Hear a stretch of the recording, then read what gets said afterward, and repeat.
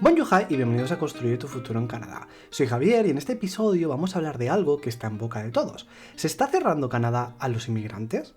Con la crisis de la vivienda, el aumento de precios y los recientes cambios en las políticas migratorias, es fácil sentirse desalentado, pero donde otros ven problemas, hay quienes encuentran oportunidades. Let's go, comencemos. ¿Es que realmente Canadá ya no quiere más inmigrantes? La respuesta rápida sería no. Obviamente que quieren más inmigrantes. Y es más, Canadá tiene el mejor sistema de inmigración de todo el mundo, donde pone claramente cuáles son los requisitos para que tú puedas venir a Canadá. Por lo tanto, no sería tan cierto esta afirmación. Pero sí que ha habido un problema con la inmigración en estos últimos años.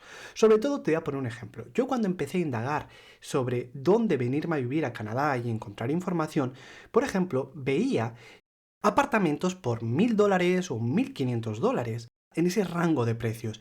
Hoy en día esos mismos apartamentos se han aumentado bastante su coste, en torno a un 35 o un 40%, y esos mismos apartamentos quizás hoy ya están costando $1,500 a $2,000.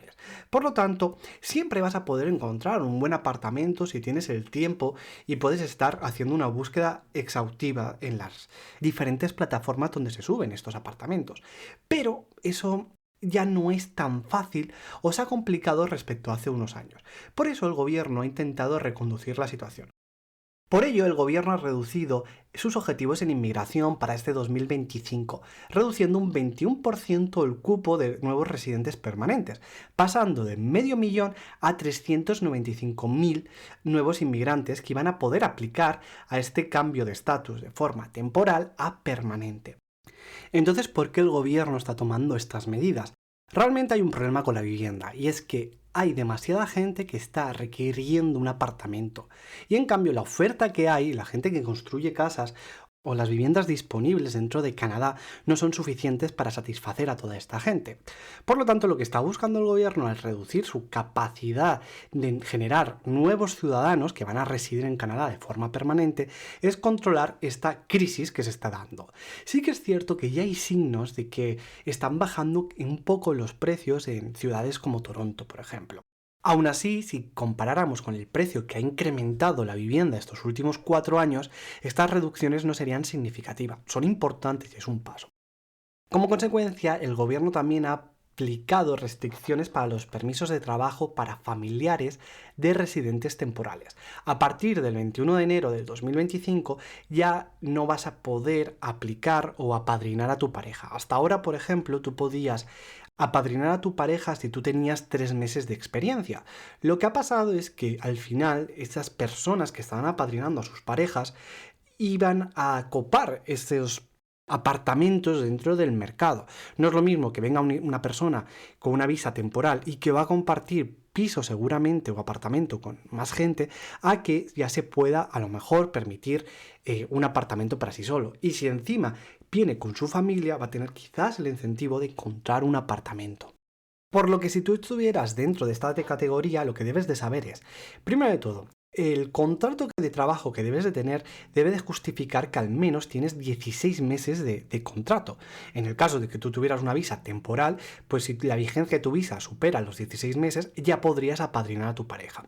Luego, esta persona debería estar clasificada dentro del Tier 0 o 1 o, en su defecto, en sectores prioritarios dentro de la categoría Tier 2 o 3.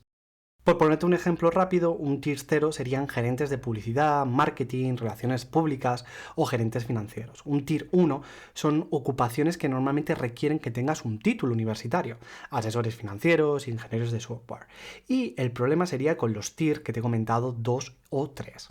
En el caso del Tier 2, aquí entraríamos en la rama de técnicos en redes informáticas y web, o tecnólogos de laboratorio médico, por ejemplo, y un Tier 3 podrían ser panaderos, asistentes dentales y técnicos, por ejemplo, del laboratorio dental también. Por lo que al final estos cambios dificultan que una persona con una residencia temporal pueda traer a su familia. Lo importante es saber cuál es tu situación y qué pasos debes de tomar para poder estar aquí tranquilamente con tu familia. Pero ¿por qué ha cambiado el discurso político o qué es lo que ha pasado en Canadá en estos últimos años? Realmente hay una presión porque la población ha crecido mucho y no hay una falta de infraestructuras que había quizás previamente. Es decir, hace 4 o 5 años estaba prevista la creación de nuevas líneas de metro que iba a permitir que en zonas que no estaban tan bien conectadas y donde sí que estaba esa oferta, pudieran satisfacer la demanda que estaba prevista que aumentara con el tiempo. Todas estas políticas han quedado obsoletas o ha crecido todo tan rápido que ya estos cambios en infraestructuras no pueden absorber esa demanda tan grande que hay ahora mismo.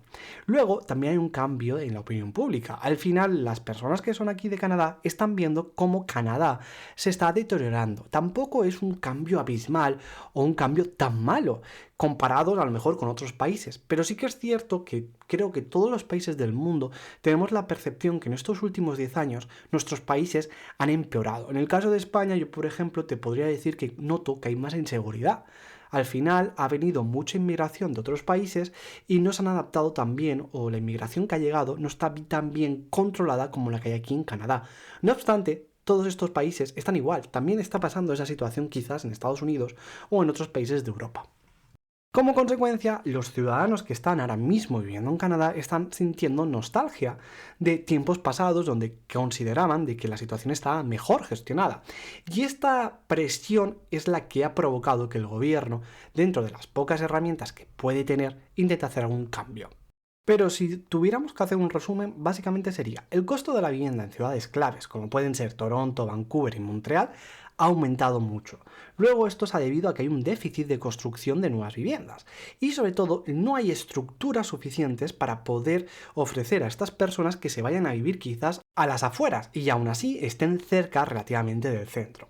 Luego también hay una crisis provocada por las regulaciones municipales. Y es que Canadá, como bien sabréis, es un país que es federal y cada provincia tiene sus propias normativas, pero es que a esto se le suma de que cada ciudad también regula de una forma especial, digamos. Y esto tiene un impacto sobre la vivienda, porque si es más difícil construir una vivienda, esto va a hacer que los plazos de entrega se agranden. Y finalmente, quizás lo que ha hecho que esta burbuja estalle son los costes de financiamiento. Veníamos de unos años donde estaban los intereses muy altos.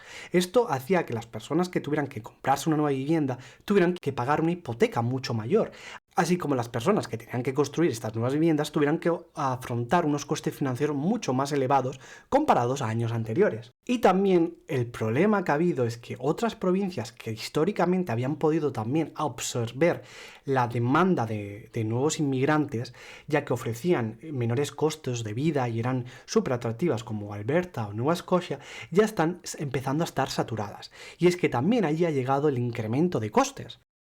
Por lo que una vez que el gobierno ha tomado esta decisión, que a priori es mala para nosotros, pero va a ser buena para un futuro, al final vas a tener que esforzarte más en encontrar tu camino aquí en Canadá para tener la PR, pero te va a permitir en un futuro tener mejores opciones, porque realmente había un problema y había que tomar una determinación. Sí que es cierto de que esta situación se podía haber controlado, y si soy honesto contigo, yo también he escuchado historias de personas que han manipulado el sistema. Sobre todo con estudiantes internacionales que estaban utilizando esta vía para llegar a Canadá, pero realmente su objetivo final era trabajar. Por lo tanto, estaban manipulando este sistema de inmigración que tiene Canadá. Sobre todo, veníamos de un momento donde Canadá necesitaba mucha mano de obra y habían habido cambios en las políticas que, por ejemplo, un estudiante internacional solo podía trabajar 20 horas. Pues de repente permitieron que un estudiante internacional trabajara 40 horas a la semana. Por lo que al final todas estas malas decisiones que se han ido acumulando durante mucho tiempo son las que han provocado esto. Pero digamos que ese sería el menor de nuestros problemas. Realmente, ¿por qué Canadá está en riesgo de recesión? Y es que Canadá tiene una vinculación muy estrecha con Estados Unidos. Y sobre todo ahora que se avecina una guerra comercial, esta podría afectar a los empleos en Canadá. Porque si las empresas canadienses van a vender menos en Estados Unidos porque a estos les van a costar más sus productos, al final lo que va a pasar es que las empresas de aquí van a tener menos margen de beneficio y van a tener que recortar costes de algún sitio. Desafortunadamente, como en todos los países del mundo, se recorta también en el personal, por lo que esto podría afectar a la estabilidad económica de Canadá. Realmente esto es un problema. Pero como todo, se abren oportunidades en estas desgracias. Y sobre todo, hay un partido de la oposición que ha hecho una reflexión muy interesante, la cual yo comparto. Y es que Canadá comercia más con Estados Unidos de lo que las provincias comercian entre ellas.